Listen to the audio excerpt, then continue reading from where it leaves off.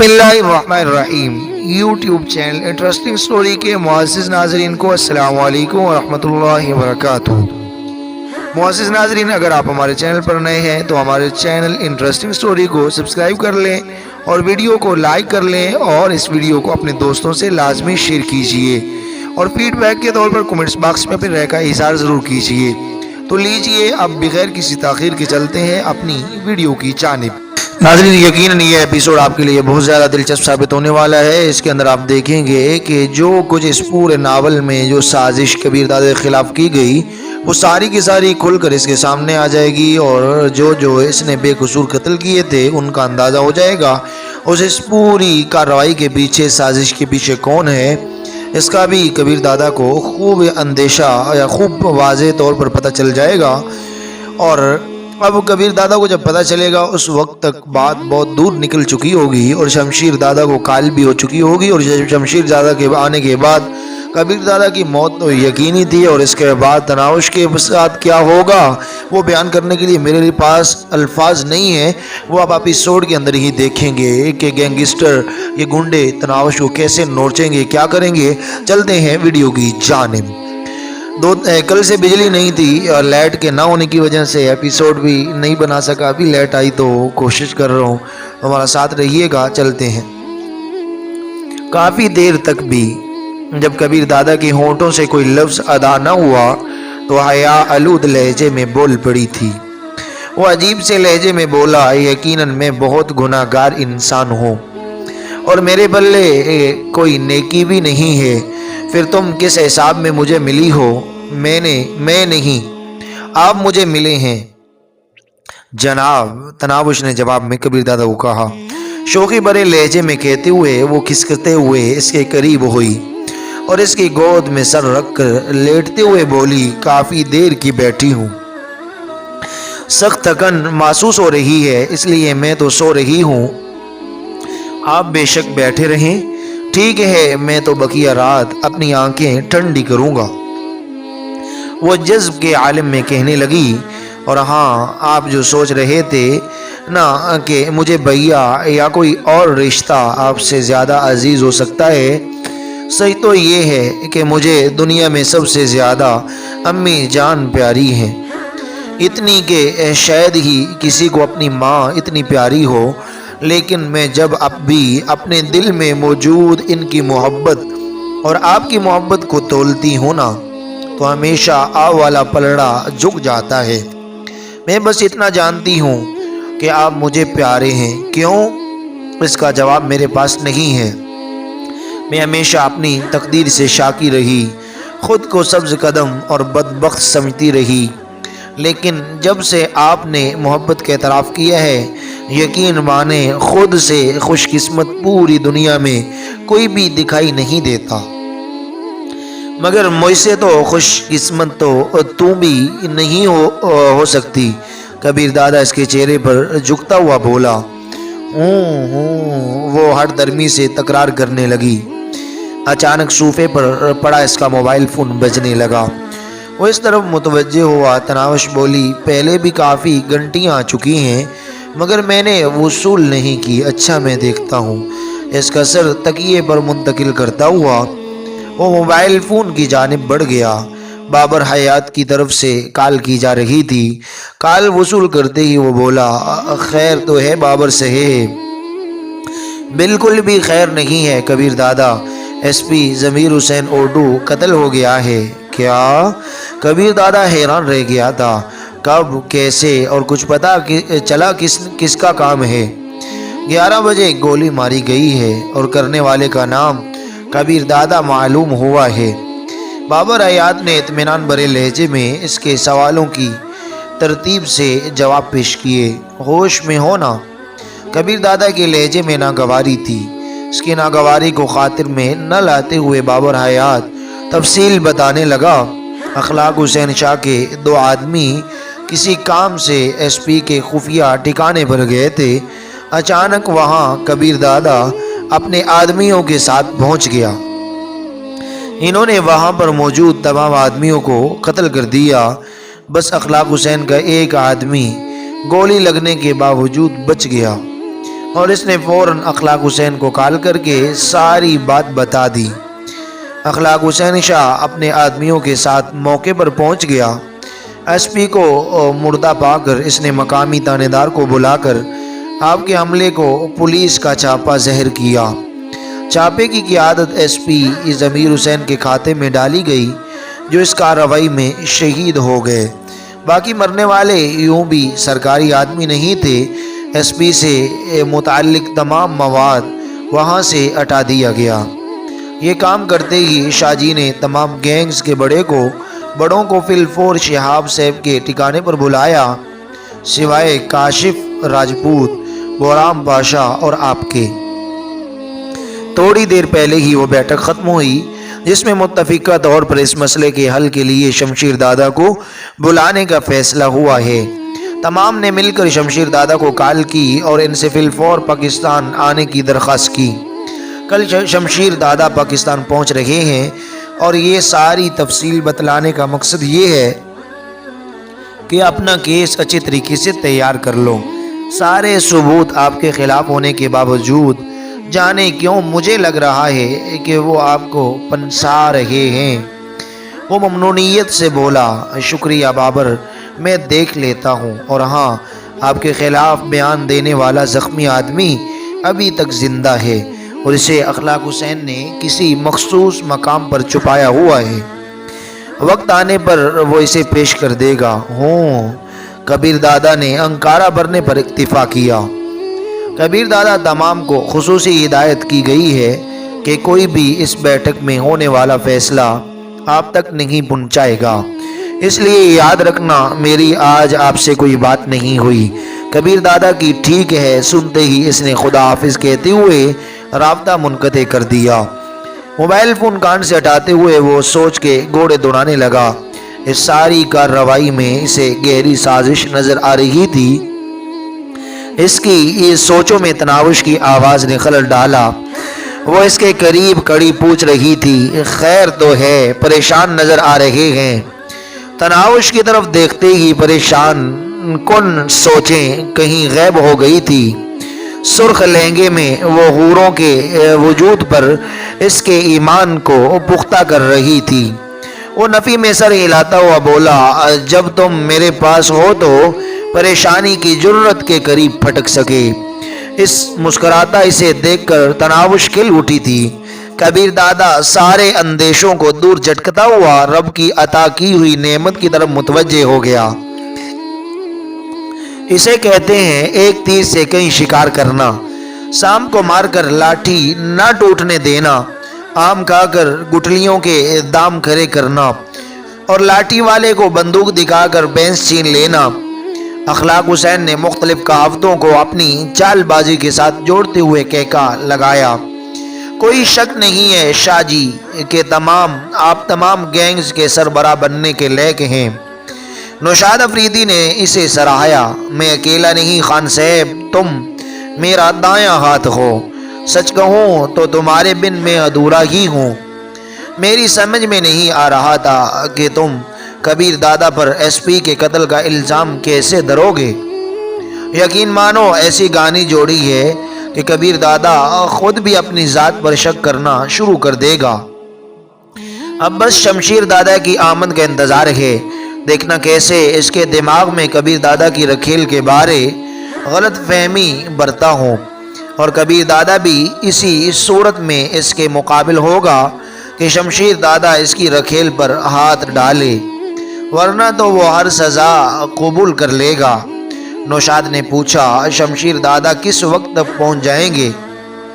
سمندری راستے سے آ رہا ہے، مزید گھنٹہ ڈیڑھ لگے گا۔ استقبال کے لیے چلنا ہے کہ نہیں؟ اخلاق حسین نے نفی میں سر ہلایا۔ نہیں، شہاب قصوری کو سب کچھ سنبھالنے دو، ہم بعد میں ملاقات کر لیں گے۔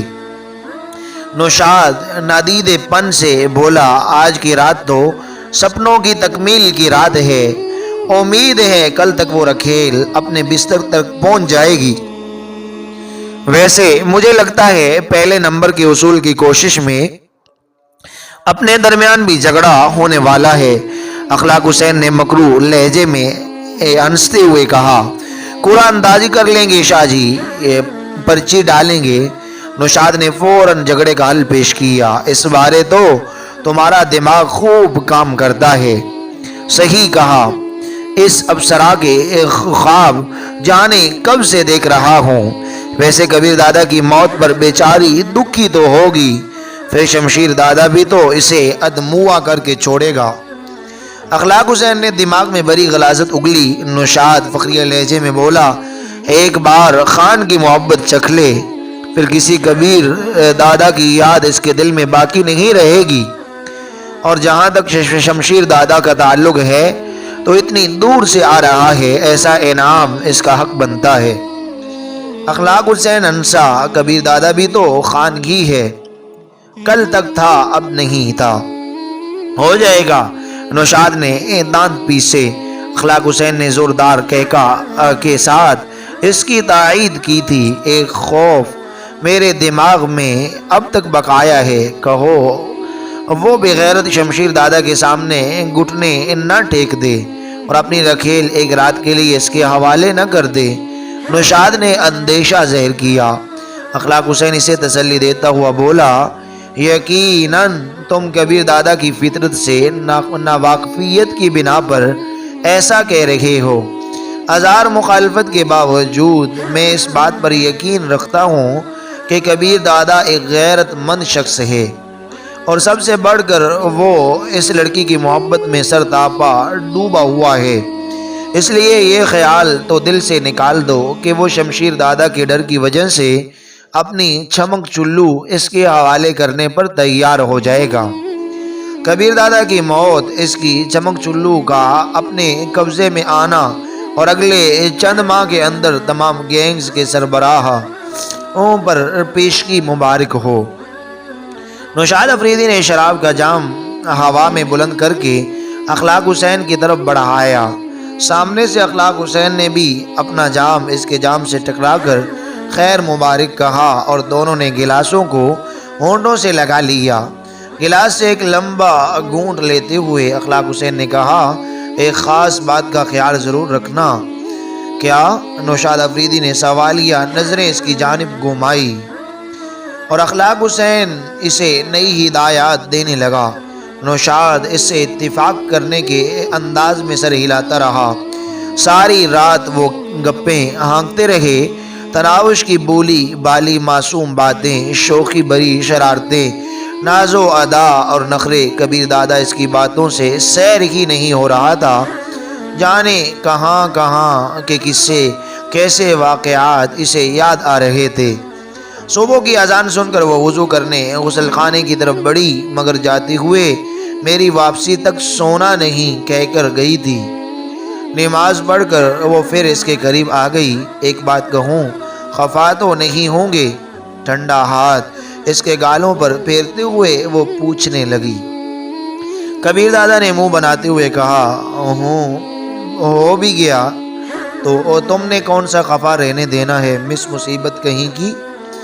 مترنم کہکا سے کبیر دادا کی سماعتوں میں رس گھولتے ہوئے وہ مزید قریب ہوئی اور جھجکتے ہوئے کہنے لگی، اگر میں کہوں آپ نماز پڑھا کریں، داڑھی رکھ کر کسی مسجد کی امامت سنبھالنے کے بارے تم کب کہنے والی ہو؟ مسکراہٹ کبیر دادا کے ہونٹوں کا ساتھ چھوڑ چکی تھی۔ خفا ہو گئی ہو نا؟ وہ اس کے بالوں میں انگلیاں پھیرنے لگی۔ میرے اعمال کے بارے میں جانتی ہو نا، میں ایک گینگسٹر ہوں، شرابی، قاتل اور پتہ نہیں کیا کیا۔ نماز پھر بھی معاف تو نہیں ہو جاتی، کیونکہ مسلمان بھی تو ہو نا۔ وہ باس پر اتر آئی تھی۔ تو جب آدمی جرم نہیں چھوڑ سکتا تو نماز کا فائدہ؟ نماز پڑھنا ایک مستقل حکم ہے اور جرم ایک علیحدہ مسئلہ۔ کیا کسی عالم سے یہ سنا ہے کہ مجرم کی نماز قبول نہیں کی جاتی؟ زیادہ سے زیادہ نماز پر پہنچنے والا ثواب نہیں ملے گا، فرض تو ذمے سے ساقط ہو جائے گا نا۔ کیا مجھے سونے کی اجازت دو گی یا میں دوسرے کمرے میں چلا جاؤں؟ اس نے ناگواری کے اظہار میں بخل سے کام نہیں لیا تھا۔ اچھا، اس بارے سوچنا ضرور، باقی آپ کو سلانے کے لیے کنیز موجود ہے نا؟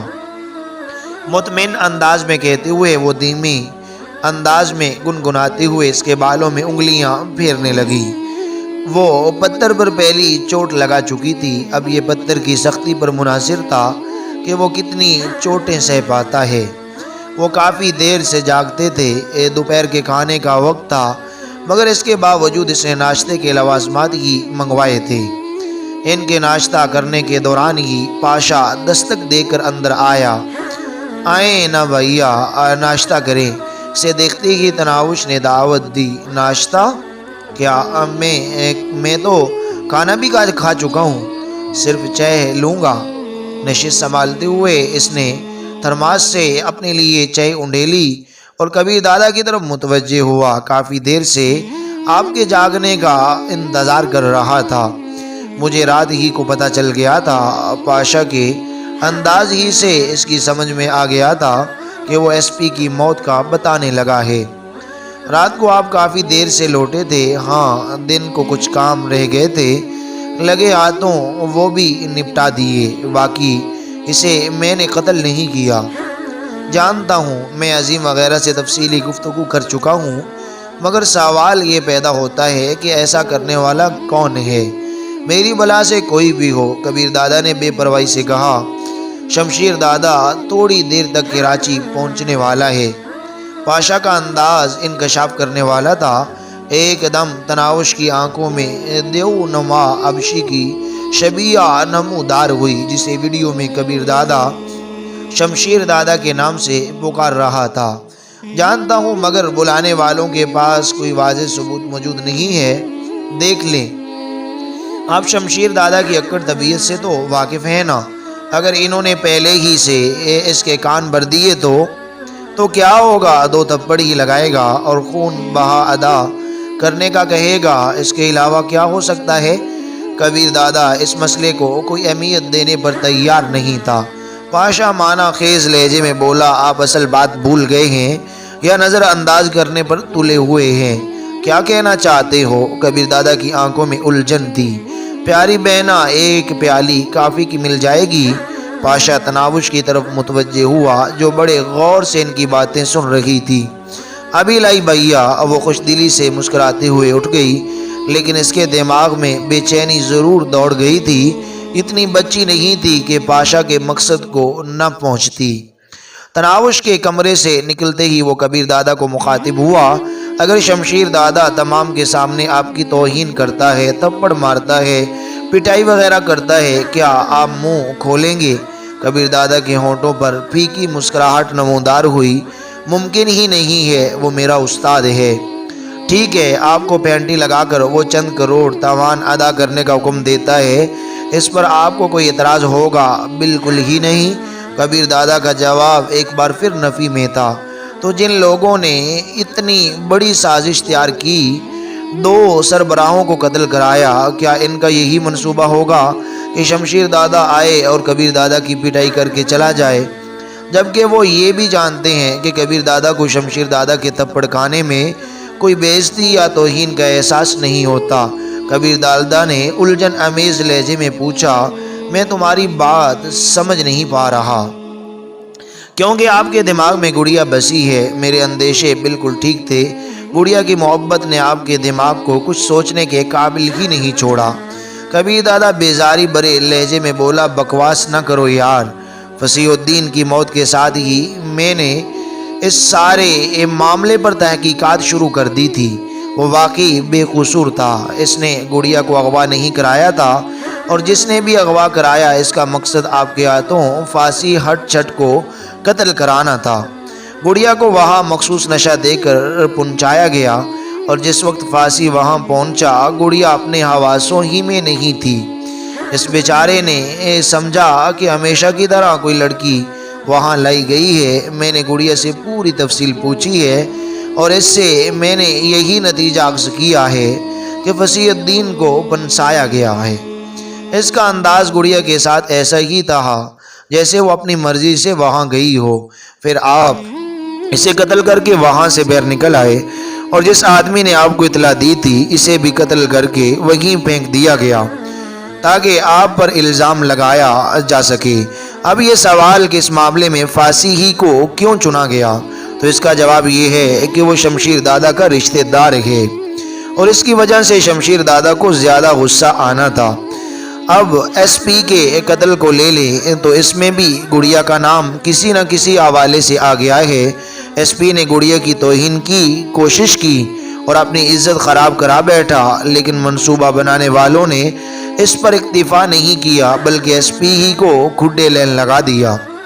مان لیا تم ٹھیک کہہ رہے ہو اور میں یہ بھی جانتا ہوں کہ اس میں نوشاد افریدی اور اخلاق حسین پیش ہیں، لیکن وہ چاہتے کیا ہیں؟ پاشا نے اطمینان بھرے لہجے میں کہا، آپ کی موت۔ گویا وہ شمشیر دادا کے ہاتھوں مجھے مروانا چاہتے ہیں۔ ہاں، پاشا نے اس بات میں سر ہلایا۔ کبیر دادا نے اعتماد بھرے لہجے میں کہا، کم سے کم اتنا مجھے یقین ہے کہ شمشیر دادا مجھے قتل نہیں کر سکتا۔ پاشا نے معنی خیز لہجے میں پوچھا، اگر آپ شمشیر دادا کے ساتھ لڑنے پر آمادہ ہو جائیں تو کیا ایسا ناممکن ہوگا؟ میں شمشیر دادا کے مقابل آنے کا سوچ بھی نہیں سکتا۔ درست کہا، لیکن اگر اس نے گڑیا کے ساتھ کچھ ایسا ویسا کرنا چاہا تو آپ خاموش بیٹھے رہیں گے؟ عورتوں کے بارے شمشیر دادا کی شہرت کتنی خراب ہے یہ بھی آپ جانتے ہوں گے۔ اسی طرح یہ بات بھی ذہن میں رہے کہ تمام گینگز کے سربراہ ابھی تک گڑیا کو آپ کی بیوی کا درجہ نہیں دیتے، اور اس کی وجہ ہے آپ کا شہاب قصوری کے سامنے یہ اعتراف کرنا کہ آپ نے یہ نکاح نظریہ ضرورت کے تحت بڑھایا ہے، یعنی نکاح کا مقصد بس گڑیا کو آگے کا فکرہ پاشا ادا نہیں کر سکا تھا۔ لمحہ بھر سوچ میں ڈوبے رہنے کے بعد کبیر دادا نے پرخیال لہجے میں تجزیہ کیا، شمشیر دادا مجھے سزا دینے کے لیے اس سارے مسئلے کی جڑ یعنی تناوش کا مطالبہ کرے گا، میں انکار کر دوں گا، اور اس کے بعد 2+2=4 کی طرح ساری کہانی واضح ہے۔ پاشا نے کہا، آپ حقیقت تک پہنچ گئے ہیں، حل بتاؤ۔ کبیر دادا کے چہرے پر چھائی غمگین اس کی پریشانی کا اعلان کر رہی تھی۔ ناظرین، یہ ناول ابھی تک جاری ہے، آپ دیکھیں گے کہ ایسا ہی ہوگا۔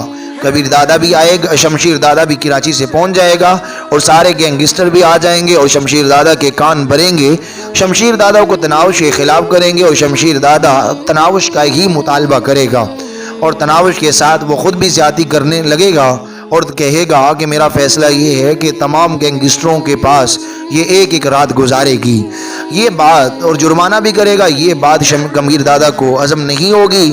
اس بات پر شمشیر دادا اور کبیر دادا آپس میں الجھ پڑیں گے، اور پھر کیا ہوگا؟ شمشیر دادا کبیر دادا کو قتل کرے گا یا نہیں؟ اگر قتل کرتا ہے تو اس کے بعد تناوش کا انجام آپ کو نظر آ رہا ہے۔ یہ سب کچھ تو آپ کو نیکسٹ والے ایپیسوڈ میں دیکھنے کو ملے گا۔ میں امید کرتا ہوں کہ آپ کو یہ ناول بہت زیادہ پسند آیا ہوگا۔ اگر آپ چاہتے ہیں نیکسٹ ایپیسوڈ جلد اپلوڈ کیا جائے تو پلیز، اگر نیو ہیں تو سبسکرائب کر لیجئے، اور اگر آپ چاہتے ہیں نیکسٹ ایپیسوڈ جلد اپلوڈ کیا جائے تو پلیز کمنٹس باکس میں رہ کے اظہار ضرور کیجئے۔ اب ہمیں اجازت دیجیے، نیکسٹ ایپیسوڈ تک اللہ حافظ۔ آپ کا اپنا چینل انٹرسٹنگ سٹوری، جزاکم اللہ خیر۔